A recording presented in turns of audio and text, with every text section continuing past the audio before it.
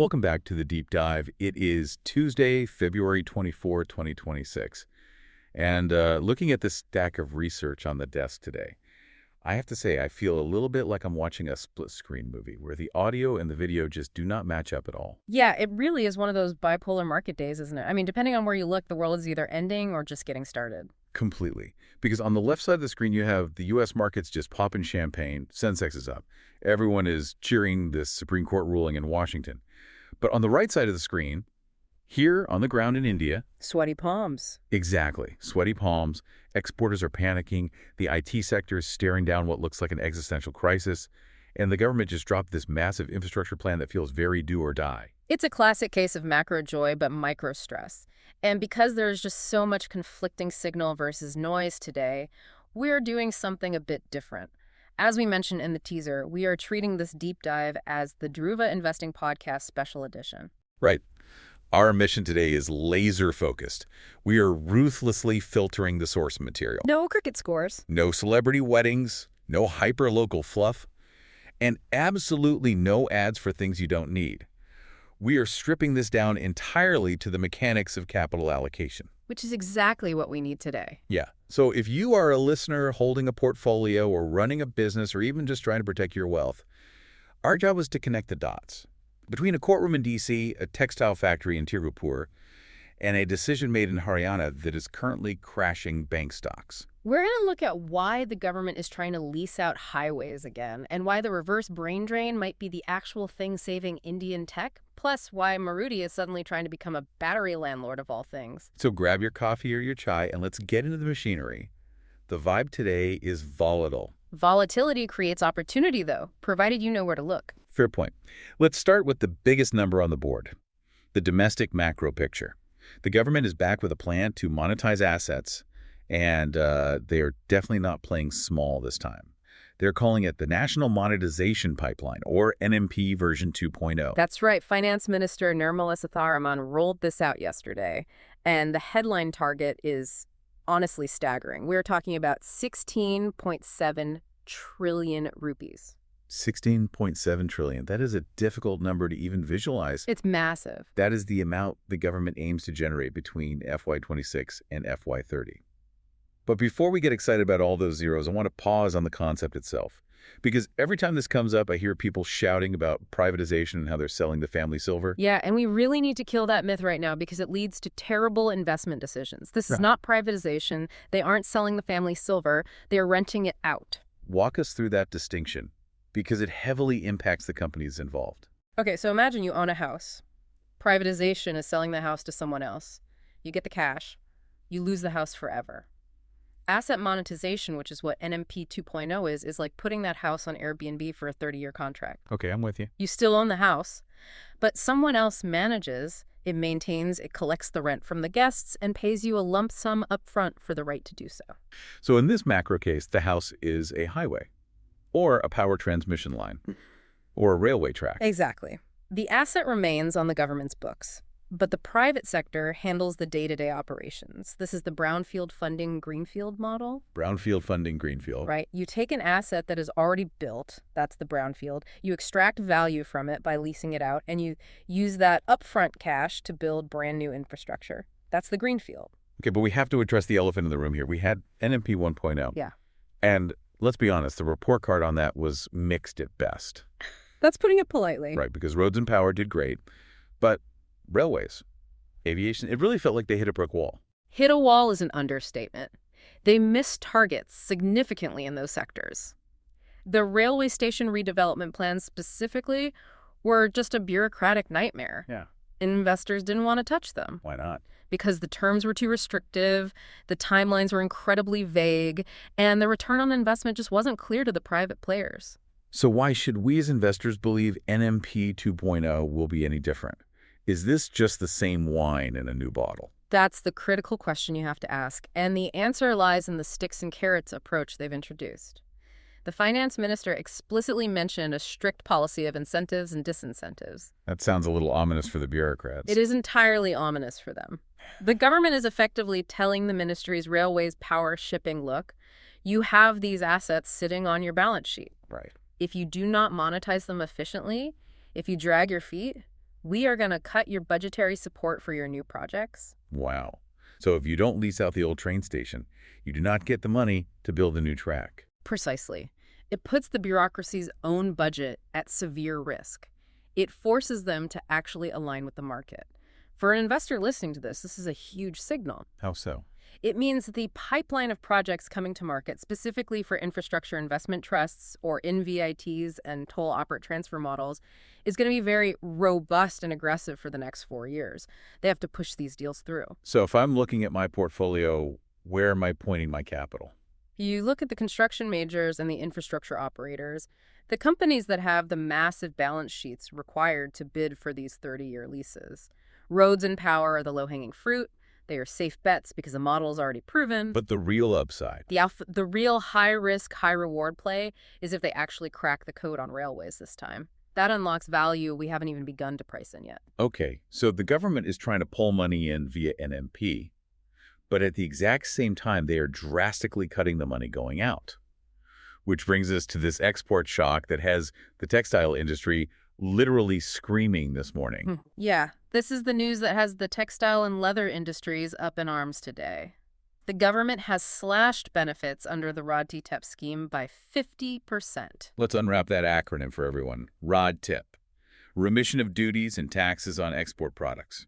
It's a mouthful, but it's crucial for anyone tracking the manufacturing sector. Think of it as a specialized refund mechanism.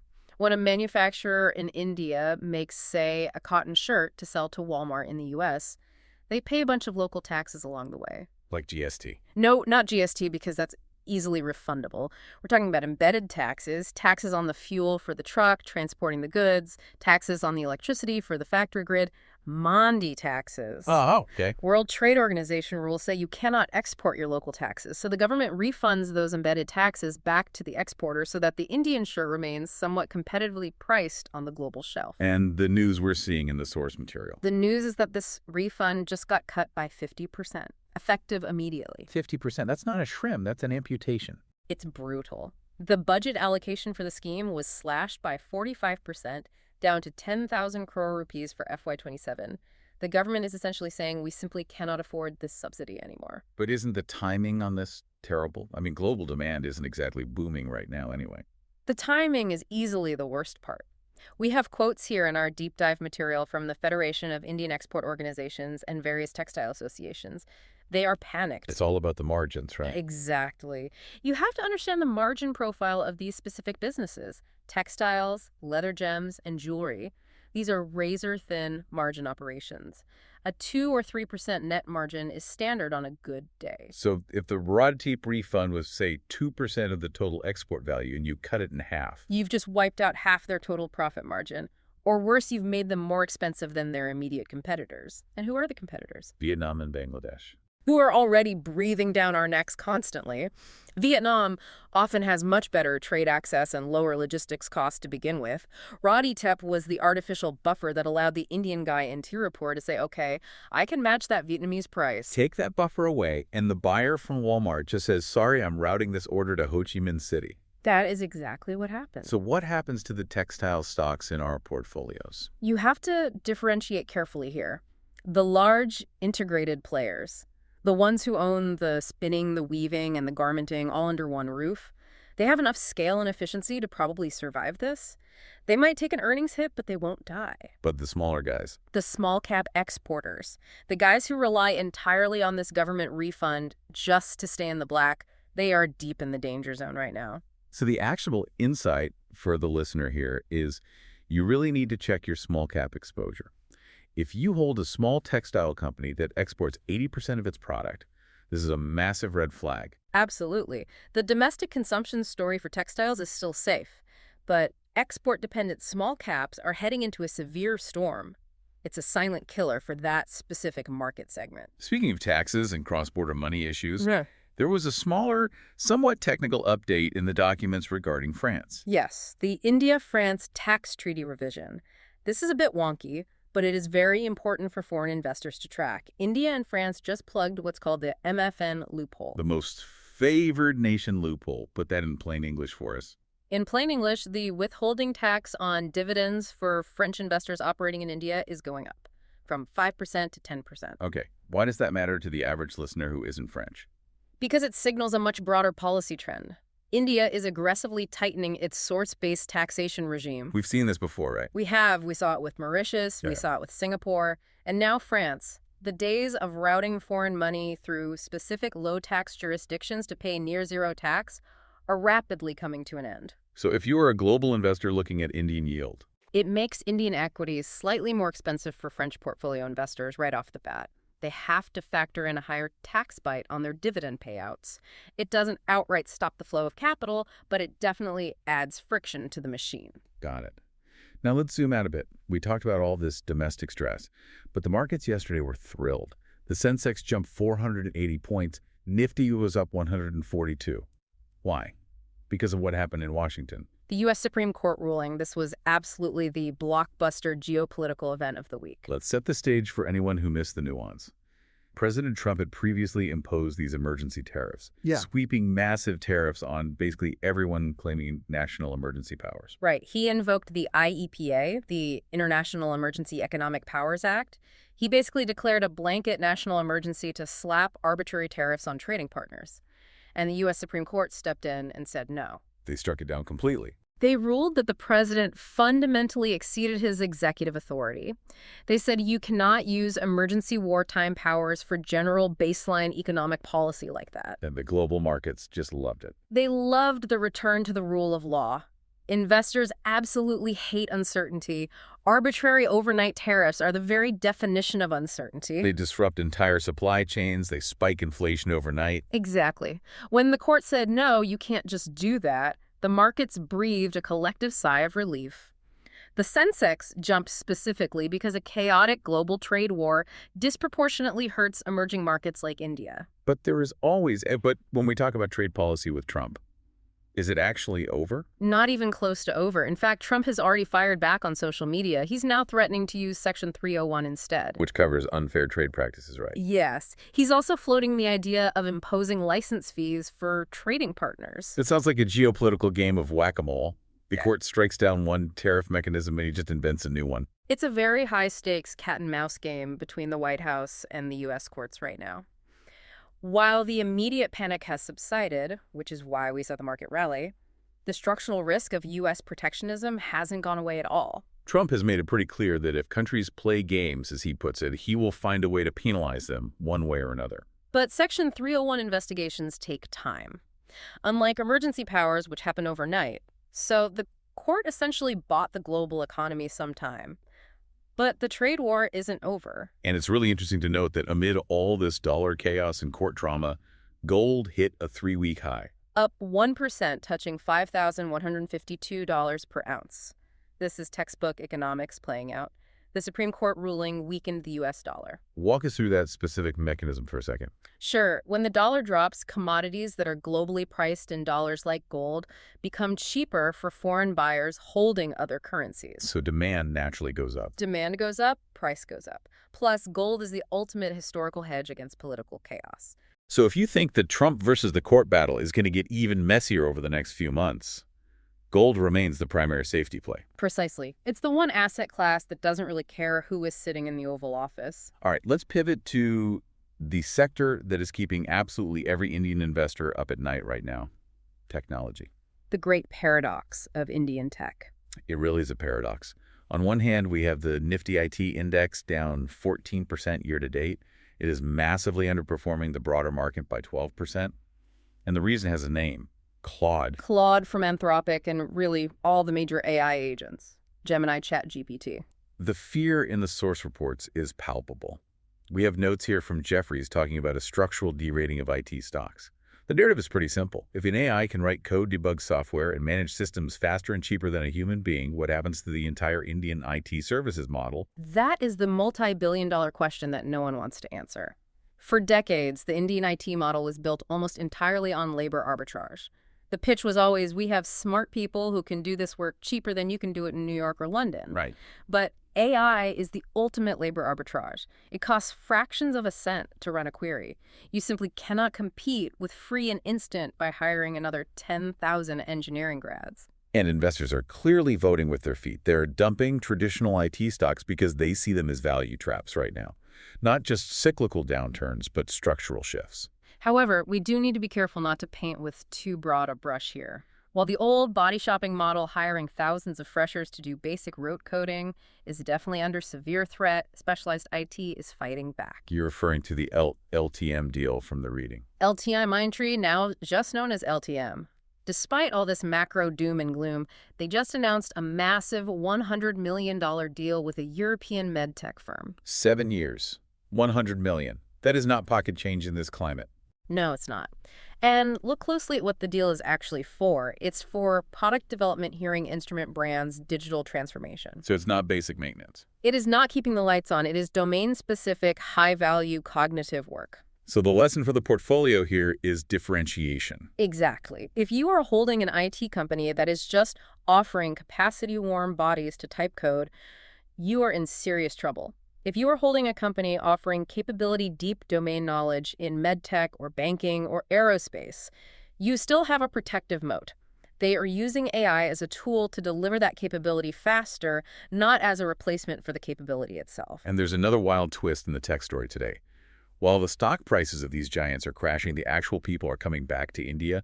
We're seeing a massive reverse brain drain. This is a truly fascinating demographic trend. Top-tier tech workers are leaving the U.S. and returning to India in droves. Why now? Is it just the perpetual H-1B visa headaches? That's a large part of it. The visa regime in the U.S. is perpetually stressful and uncertain, but it's also the pull factor. The Global Capability Center, or GCC ecosystem in India, is absolutely booming. We've talked about GCCs before on the deep dive. These are the in-house tech centers for global giants, JP Morgan, Walmart, Mercedes. They are building them right here in Bangalore, Hyderabad, and Pune. And they are paying top rupee to get the best talent. The salary outlook data we have for 2026 is very telling. Run the numbers for us. General baseline salary growth across India is moderating to around 9.1% this year, but GCCs, they are the extreme outliers. They are consistently offering over 10% hikes, sometimes much more for AI-specific talent. So if you're a mid-level engineer sitting in Silicon Valley, facing an insane cost of living and constant visa stress, you can move back to Bangalore. Work for the exact same global brand. Yep. Earn a salary that gives you a fantastic lifestyle at purchasing power parity terms. And be closer to your family. It's a no-brainer. Precisely. And the systemic shift is what analysts in the material are calling Pax Silica. Pax Silica. I like that framing. It implies that India isn't just the global back office anymore. It's actively becoming a second headquarters for elite talent. This structurally secures India's place in the global tech supply chain, regardless of what happens to the specific share price of Infosys or Wipro on a given Tuesday. The talent is aggregating here. That is a crucial distinction for long-term believers in the India growth story. The stock index is not the economy. It never is. Let's move on to corporate governance and banking. We had a bit of a shocker out of Haryana this week. Yes, the Haryana state government declaring war on private banks. Specifically IDFC First Bank and AU Small Finance Bank. The state government officially de-empaneled them, which sounds incredibly bureaucratic, but the market reaction was violent. AU Small Finance Bank fell 7% almost instantly. De-empaneled basically means you are fired as our banker. The government issued a directive saying we will not park any state funds with you. No deposits, no transactions, nothing. And this was all triggered by a single fraud case. A 47 crore rupee fraud involving forged bank guarantees. IDFC First has obviously come out swinging, saying, look, this was an isolated incident, one bad apple committed by an individual. It's not a systemic failure of our risk controls. And 47 crore in the grand scheme of a national bank's balance sheet is tiny. It's literally a rounding error. Financially speaking, yes, it's nothing. But this isn't about the money. This is about reputation risk. Government business is incredibly sticky, and it provides a massive amount of CASA. Current account savings account deposits. Which is the cheapest money a bank can possibly get to fund its lending. So when a state government publicly issues a memo saying we do not trust you, investors panic because they see the cheap money pipeline shutting off. It's a harsh wake-up call. Investors often blindly assume private banks are perfectly efficient and clean compared to PSUs. This reminds everyone that operational risks exist everywhere. And it highlights how incredibly fragile the relationship with state governments can be. Lose that authorization, and you lose a steady stream of low-cost deposits that your net interest margins depend on. It will be very interesting to see if other state governments follow suit or if IDFC can aggressively patch this relationship up behind closed doors quickly. Management is currently in full damage control mode, promising to make the state whole, but trust takes a long time to rebuild. Another company having a really rough week on the trust front is UPL. The agrochemical giant, down 14%. They tried to restructure. They announced this elaborate plan to separate the domestic business from the global business, spin off the seeds and tech division. On paper, reading the press release, it sounds like classic unlocking value. Usually Wall Street loves a good spin-off. Unlocking value is the favored buzzword, but the market looked at this specific plan and said, this is still way too complicated. The dreaded holding company discount strikes again. Exactly. Investors hate complexity in corporate structures. They feel this restructuring doesn't actually solve UPL's core problem, which is the massive debt overhang they are sitting on. It's a very harsh lesson in corporate finance. Yeah. You can shuffle the deck chairs into whatever fancy structure you want, but if the ship is heavy with debt, the market is not going to re-rate your stock. Transparency and deleveraging get rewarded. Financial engineering usually gets penalized. Now, from a company trying to simplify and failing, to one that is trying to complicate its business model, but in a very aggressive way, Bharti Airtel. Ah, yes, the massive fintech pivot. They are pouring 20,000 crore rupees into their Airtel money arm. This is incredibly aggressive. For years, we've seen telecom operators dabble in payments. They all have a wallet app, but 20,000 crore is a serious war chest. They don't just want to be a wallet anymore, they want to be a bank. Effectively, yes. They want to pivot from being a dumb pipe that just connects your phone calls to being a centralized digital financial powerhouse. They already have the hardest part solved, which is distribution. They have hundreds of millions of daily active users. Now they want the wallet share. But that puts them on a direct collision course with Paytm, PhonePe, and yes, the traditional private banks we were just talking about. It absolutely does. But Airtel has a unique structural advantage. They own the customer relationship at the SIM card level. Data is the new oil, and they own the pipeline. They know exactly who you call, where you travel, and how much data you consume every single day. That alternative data is absolute gold for credit underwriting. If they can use that data to issue microloans better than a traditional bank, they're going to take massive market share. Let's shift gears to consumption and auto. Maruti Suzuki is finally making its big, definitive EV move. The launch of the Vitara. But honestly, the car itself isn't the real news here. The business model is the news. Battery as a service. This is incredibly smart from Maruti. The single biggest hurdle for EV adoption in India is the sticker shock. EVs are just fundamentally more expensive up front because of the lithium-ion battery. The battery alone is like 40% of the total cost of the vehicle. So Maruti steps in and says, don't buy the battery? Right. They launched the car at a highly competitive introductory price of 10.9 lakh rupees. That puts a full-size EV right in the sweet spot of the Indian middle-class budget. But you do not own the battery inside it. You pay a rental fee on it. 3 rupees and 99 paise per kilometer driven. That is fascinating financial engineering for the consumer. It turns a massive capital expenditure into a manageable operating expenditure. It aligns the cost perfectly with usage.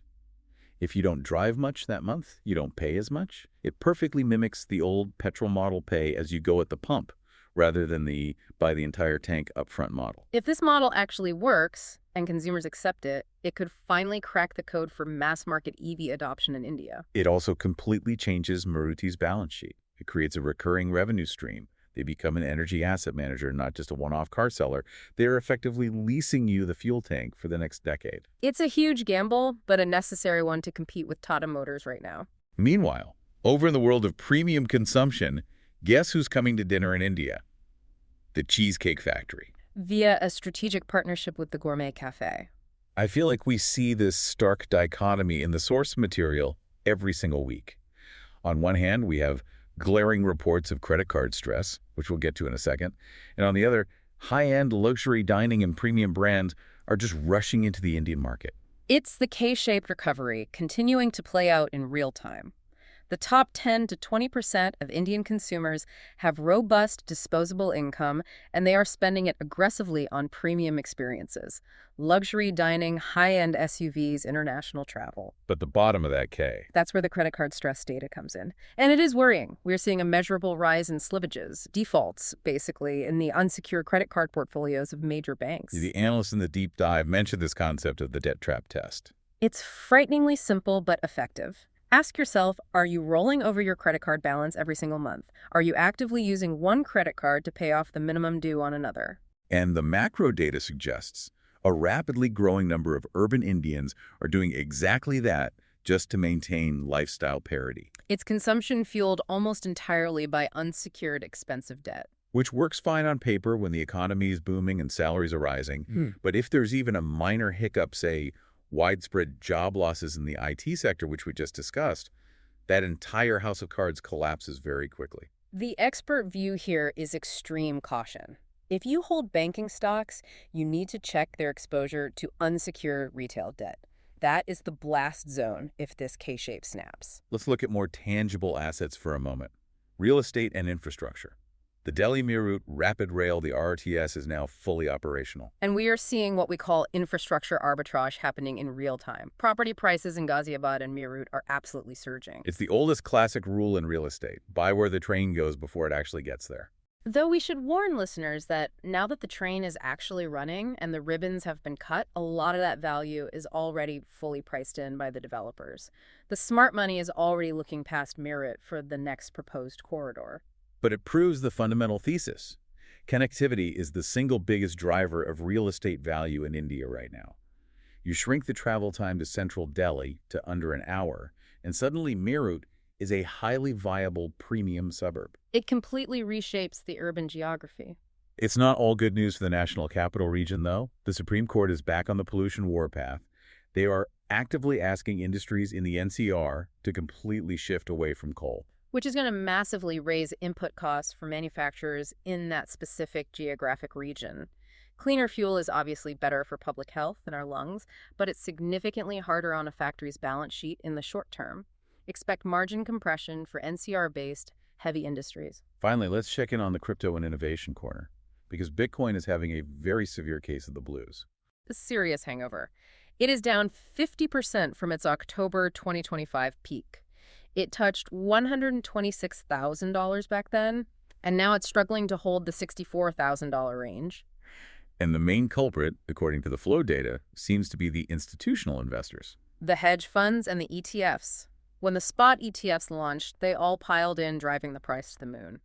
Now that macro conditions are tightening, they are the very first ones to exit the building.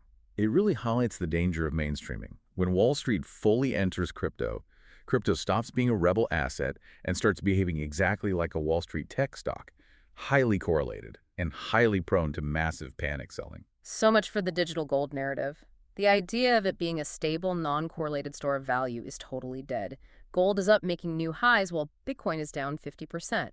That tells you everything you need to know about which one the market trusts as a true safe haven right now. And lastly, a story from the material that feels like it's pulled straight out of a dystopian sci-fi movie: Anthropic versus the Pentagon. This is a fascinating clash of cultures and capital. The U.S. Defense Department wants to actively use Claude, which is Anthropic's flagship AI. Because it's incredibly powerful for logistics, analysis, strategy, all of it. Exactly.